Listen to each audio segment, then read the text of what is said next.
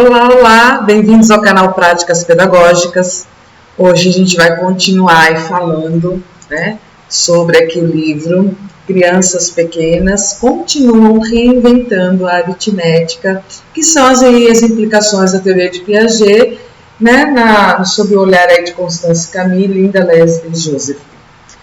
Esse capítulo ele é extremamente bacana, Ele traz aí para nós a questão do valor posicional do número, e isso realmente é algo que a gente vê que muitos professores ainda possuem uma dificuldade. E aí, então, o capítulo 2 desse livro, ele traz para nós o valor posicional, como se aprende e como se desaprende. Então, olha só, Constance Camille, ela aponta o seguinte, que o valor posicional, ele se refere, primeiramente, àquele conhecimento socioconvencional. Por exemplo, ela coloca até o exemplo dos 333. O primeiro 3, ele significa 300. Por quê? Porque ele está na ordem das centenas. O segundo 3 significa 30, porque são 3 dezenas. E o terceiro 3, ele significa 3 mesmo, porque ele é 3 unidades. Então, o valor posicional, ele é agora ensinado lá no início do ensino fundamental e subsequentemente em todas as retas do ensino fundamental. Então, pesquisas demonstraram, contudo, que a maior parte aí das crianças, até mais ou menos o quinto ano, o que acontece? Eles pensam que o 1 em 16 significa 1.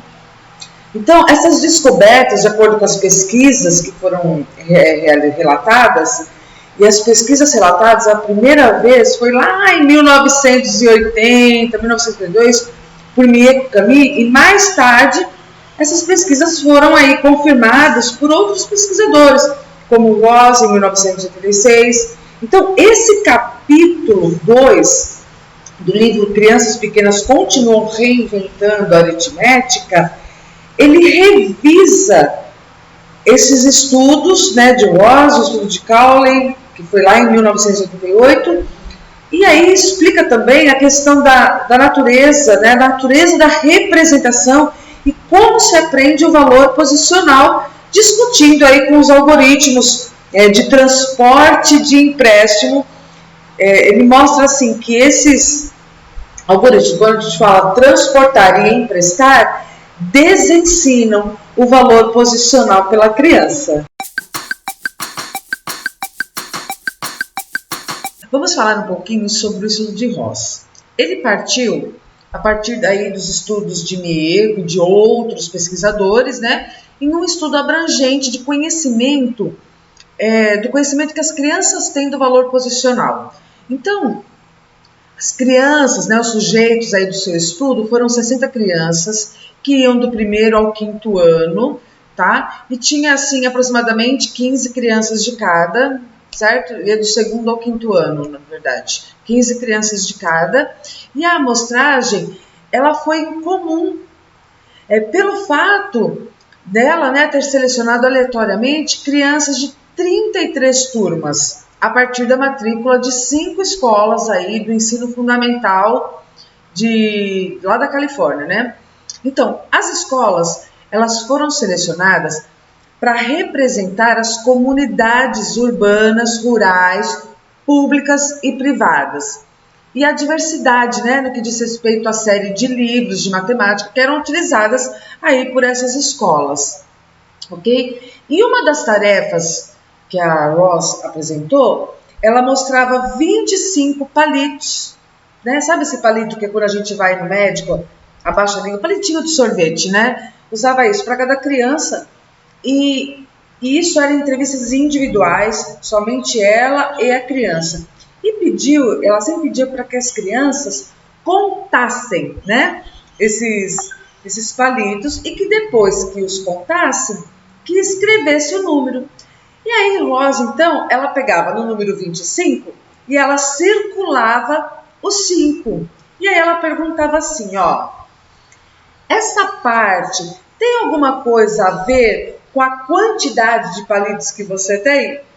Aí depois da resposta da criança, ela circulava o 2 e fazia a mesma pergunta sobre o significado daquele número específico.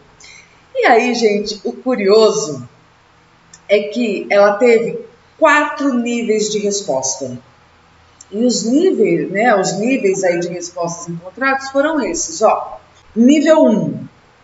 A criança pensa que 25 representa a quantidade numérica inteira, mas que os algarismos individuais não têm significado numérico.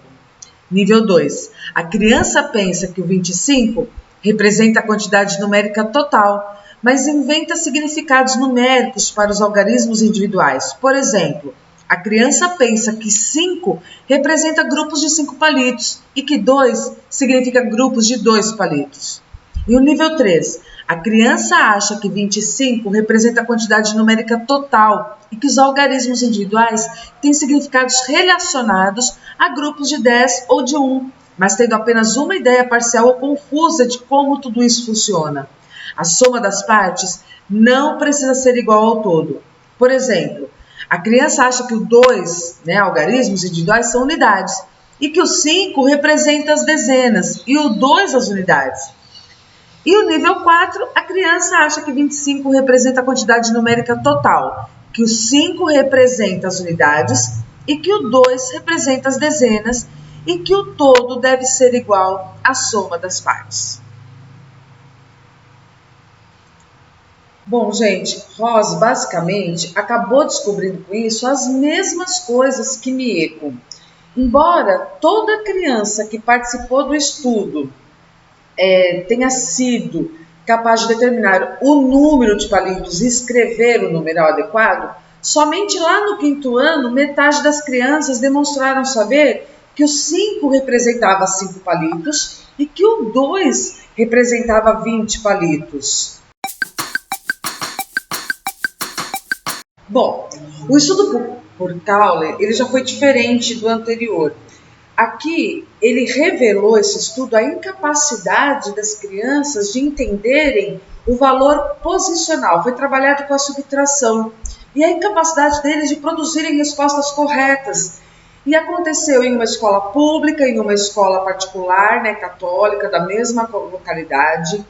E percebeu-se assim, que no total de 90 estudantes, 34 sabiam fazer aí as contas utilizando o procedimento de empréstimo, Ela entrevistou os 34 individualmente e eles deram ali respostas corretas, Demonstrando que eles tinham ali o conhecimento do empréstimo que se fazia. Uma das questões que ela perguntou foi assim: antes de pedir algo emprestado, vocês tinham 56. Depois de pedir emprestado, vocês tinham isso tudo. Aí ela foi circulando 56 e todas as marcações do empréstimo. Então perguntou assim, vocês tinham mais antes de pedir emprestado, depois de pedir emprestado, ou não houve mudança nenhuma? Essa foi a pergunta que ela fez. E, gente, apenas 41% dos 34 que responderam que o número era o mesmo depois do empréstimo, 32% disseram que eles tinham aí mais antes de pedir emprestado. Porque, por exemplo, 5 é mais do que 4. E 24%, gente, disseram que tinham mais depois de pedir emprestado. Porque, por exemplo, 16 é mais do que 6. Então, como os 34 estudantes, eles representavam cerca de 1/3 dos 90 estudantes, a proporção de todos os estudantes do 3º e dos 4º anos que disseram que os 56 permaneceu sendo o mesmo, foi cerca apenas de 14%. Os educadores que trabalham com matemática geralmente não fazem a distinção entre abstração e representação, pensando que o uso de objetos concretos faz com que uma atividade se torne automaticamente concreta e que uma atividade é necessariamente abstrata quando envolve números escritos. Piaget, porém, ele fazia uma clara distinção entre abstração e representação, indicando que as crianças podem usar objetos concretos em um nível alto ou baixo de abstração e que podem usar símbolos escritos também em um nível alto ou baixo de abstração. Então, essa teoria possibilita nos entender que, no estudo de Ross, as crianças que disseram que o 2 em 25 significava 20, o disseram porque estavam em um nível mais alto de abstração do que as que disseram que ele significava 2. Então aí, Constance começa agora discutindo a teoria da abstração de Piaget para esclarecer esse ponto. Piaget, ele fazia uma distinção entre dois tipos de abstração, a abstração empírica e a abstração construtiva.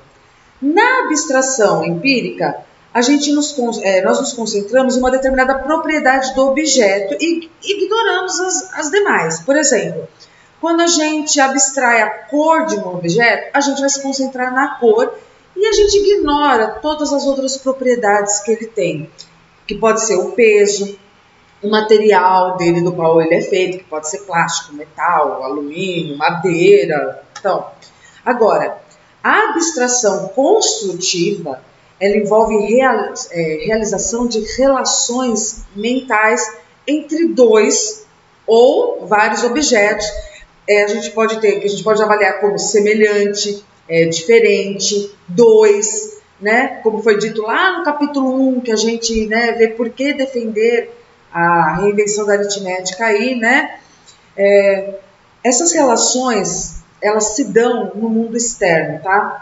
Então, a semelhança ou a diferença que se faz, por exemplo, numa fichinha e uma outra, ela é construída ou ela é feita, gente, mentalmente, tá? E isso a gente chama de abstração construtiva, quando mentalmente você consegue fazer essa relação entre esses objetos. A abstração construtiva também é conhecida como reflexiva, ou muita gente fala de reflexão. Esse termo francês que foi utilizado por Piaget, ele normalmente usava algo como assim, abstração reflexionante. Então, Piaget, ocasionalmente, ele usava a expressão abstração construtiva, que parece ser mais fácil de compreensão. Então, muita gente já vendo vídeo ou lendo sobre a teoria de Piaget, o que acontece? Já devem ter indeferido aí corretamente que o conhecimento lógico-matemático ele é construído pela abstração construtiva e que a abstração empírica, gente, ela se relaciona à construção do conhecimento físico.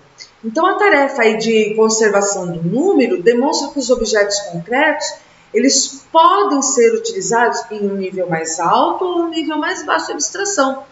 E as crianças que não conseguem conservar, não o fazem. Por quê? Porque o pensamento delas ainda está no baixo nível de abstração. Esse nível precisa elevar. Aí a criança vai conseguir fazer. Elas possuem o conhecimento físico dos objetos, mas não o conhecimento lógico-matemático do número. Então, quando essas crianças alcançam um nível mais alto de abstração construtiva, né, aí sim, elas começam a conservar a equivalência de número. E aí, gente, a gente vai parar esse vídeo por aqui e iremos continuá-lo na parte 2 do capítulo 2, tá bom? Até o nosso próximo encontro!